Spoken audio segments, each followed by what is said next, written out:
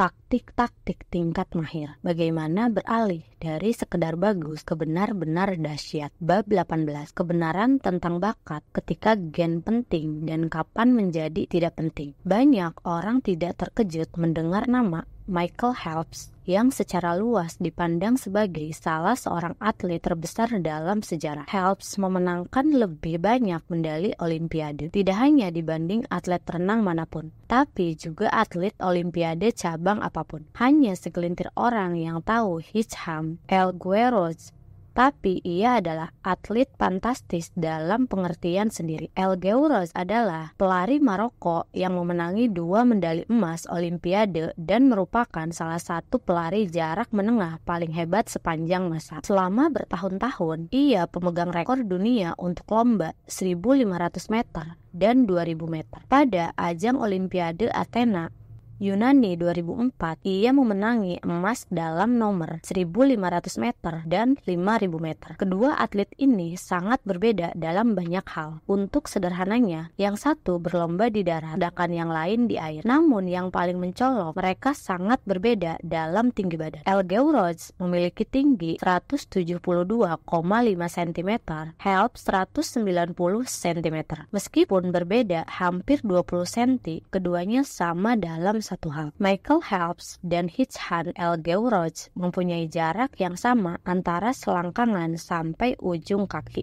Bagaimana mungkin Phelps memiliki kaki yang relatif pendek untuk orang setinggi ia dan torso yang sangat panjang, yang sempurna untuk berenang? El Guerrouj memiliki kaki yang luar biasa panjang, tapi bagian atas tubuh yang terbilang pendek. Rangka yang ideal untuk lari jarak jauh. Sekarang, bayangkan, seandainya dua atlet kelas dunia ini bertukar cabang olahraga, mengingat prestasi luar biasa mereka dalam olahraga, dapatkah Michael Phelps menjadi atlet pelari jarak jauh kelas Olimpiade dengan pelatihan yang memadai? Rasanya mustahil. Pada kondisi yang paling bugar, Phelps memiliki berat 97 kg. 40% lebih berat daripada El Guerrouj yang bertanding dengan tubuh terbilang sangat ringan, 69 kg. Pelari yang bertubuh lebih tinggi umumnya bobotnya lebih berat, dan setiap kilogram ekstra seperti kutukan untuk nomor lari jarak jauh. Dalam lomba kelas elit, Phelps akan gugur di babak awal penyisihan. Sama halnya, El Guerrouj mungkin pelari terbaik dalam sejarah, tapi ia pasti diragukan akan pernah menjuarai Olimpiade sebagai atlet renang. Sejak 1976,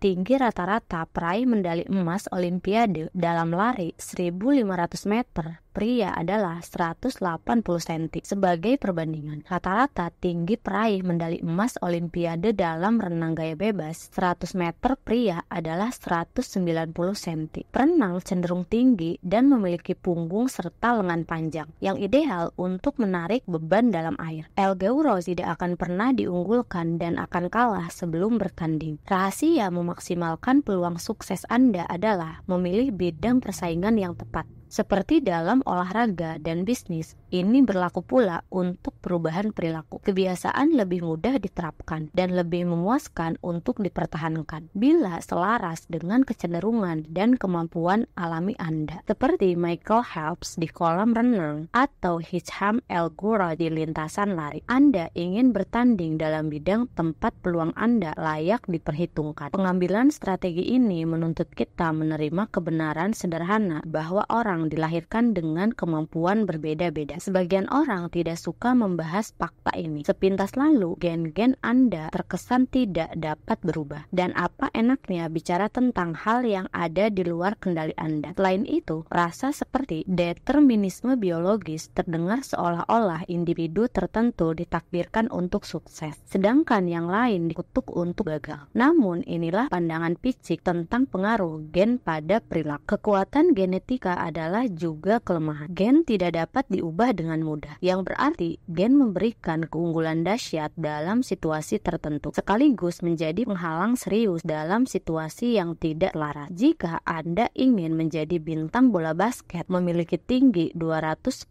cm sangat menguntungkan. Namun, jika Anda ingin menjadi bintang senam, tinggi 210 cm merupakan penghalang besar. Lingkungan kita menentukan keselarasan gen-gen kita dan pemaksaan pemanfaatan bakat-bakat alam kita. Ketika lingkungan kita berubah, begitu pula kualitas-kualitas yang menentukan kesuksesan. Hal ini berlaku tidak hanya untuk karakteristik fisik, tapi juga untuk karakteristik mental. Saya orang yang cakap jika Anda bertanya kepada saya tentang kebiasaan dan perilaku manusia. Tidak demikian jika Anda bertanya kepada saya tentang merajut, pulsi roket, atau akord gitar. Kompetensi sangat bergantung pada konteks. Orang yang berada di puncak suatu bidang persaingan tidak hanya sangat terlatih, tapi juga sangat sesuai untuk tugas itu. Jadi, itulah sebabnya jika Anda ingin betul-betul hebat, memilih tempat yang tepat untuk berfokus adalah hal yang sangat penting. Pendek kata, gen tidak menentukan takdir Anda. Gen menentukan bidang tempat Anda memiliki kesempatan. Seperti kata dokter bernama Gabor Mate, gen bisa menentukan tapi gen tidak meramalkan. Bidang tempat Anda secara genetik diramalkan sukses adalah bidang tempat kebiasaan lebih mungkin memuaskan. Kuncinya adalah mengarahkan upaya Anda ke tempat-tempat yang selain menggairahkan juga sesuai dengan keahlian alami Anda. Menyesuaikan ambisi dengan kemampuan. Pertanyaan yang jelas adalah bagaimana saya membayangkan di mana peluang sejalan dengan bakat saya, bagaimana saya mengenali kesempatan dan kebiasaan yang tepat bagi saya. Tempat pertama kita mencari jawaban adalah memahami kepribadian Anda.